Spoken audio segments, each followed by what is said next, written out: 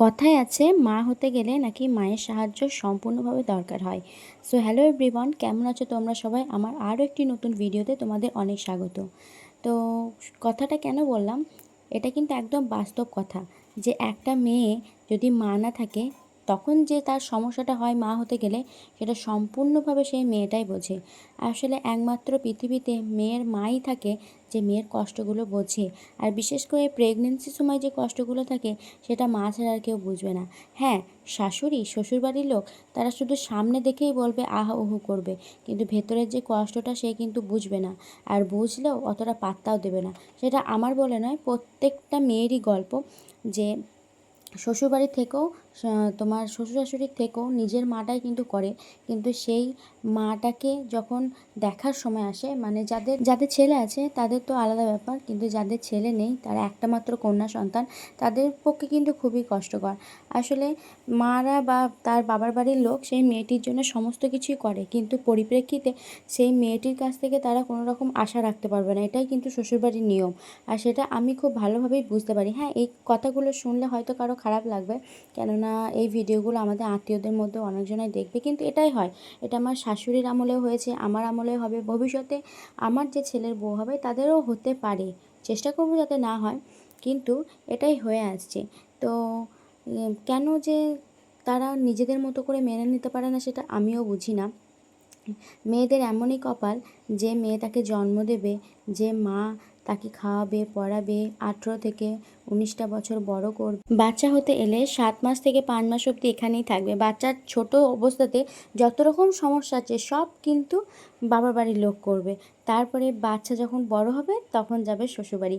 আবার তার মায়ের, মানে বাচ্চার মায়ের যদি কোনো শরীর খারাপ হয় তখনই কিন্তু বাবার বাড়ি আসতে হবে, নাহলে শ্বশুরবাড়িতে নাকি বউরা রেস্ট পাবে না।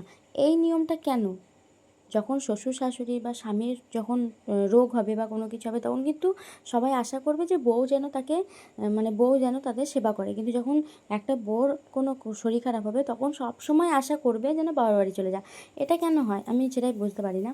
যাই হোক, কিছু বলার নেই। আজকে আমার মায়ের খুবই শরীর খারাপ ছিল, সেই জন্য সমস্ত কাজ মাকে বলেছি আমি করব। কালকে রাত্রে মা সারা রাত ঘুমাতে পারেনি, ওর একটা রোগ আছে, ঘাড়ে মাথায় যন্ত্রণা করলে ও আর বিছানা থেকে উঠতে পারে না।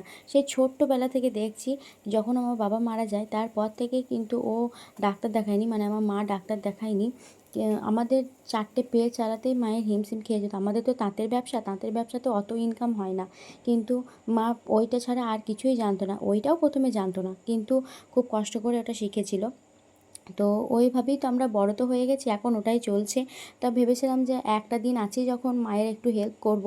এখন আমারও শরীর অসুস্থ, কিন্তু কিছু করার নেই, মায়েরও খুব অসুস্থ। তাই ভাবলাম আজকে রান্না বান্না থেকে শুরু করে সমস্তটাই আমি করব। আমি তো খেতে বসে পড়েছি, রান্না বান্না সেরে তারপরে গিয়েছিলাম চান করতে। তার মাঝখানে বাবুকে একটু মিষ্টি জল করে খাইয়ে দিয়েছি, আর একটুখানি ব্রেস্ট ফিডও করে দিয়েছি। তো এখানে আমি রান্না করে নিয়েছি সব, দেখো আগে তো দেখেছিলে। এঁচোড়ের তরকারি আর গুগুলি দিয়ে আলু দিয়ে পেঁয়াজ দিয়ে ভাজা, আর 1 পিস মাছের টক নিয়েছি। মাছের টকটা তো করা ছিল আমার। মাছের টকটা করা থাকার পরে না 2-3 দিন পর কিন্তু খেতে খুব ভালো লাগে। তো এখন আমি খাবো। তারপরে বাবুকে নিয়ে একটু শোবো, ও যদি ঘুমায় তো ভালো, আর না ঘুমালে একটুখানি পর আবার ঘুরতে বেরোতো। ঘরে গিয়ে দেখলাম ওরা দুজনে খুব ঘুমাচ্ছে, তাই একটুও সারা শব্দ না দিয়ে ভাবলাম যে চুপি চুপি বাসনগুলো মেজে নিই, নাহলে মা উঠে আবার বাসন মাজবে, দিয়ে তখন আর আমাকে মাজতে দেবে না। তার জন্য বাসনগুলো মেজে ধুয়ে নিচ্ছিলাম। তারপরে ছাদে থেকে বাবুর সমস্ত রকম জামা কাপড়গুলো নিয়ে গোছ করে ঘরের মধ্যে রাখলাম। তখনও দেখছি ওরা দুজনে ওঠেনি।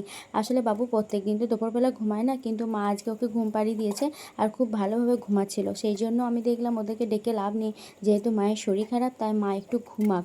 আর মায়ের একটা বদ অভ্যাস আছে, একটু যদি আওয়াজ পায় তো আর ও ঘুমোতে পারবে না, সেই জন্যই বেসিক্যালি ওর বেশি শরীরটা খারাপ হয়। তো সব কিছু কাজ কমপ্লিট হয়ে গেছে, আজকের ভিডিওটা এই অবধি।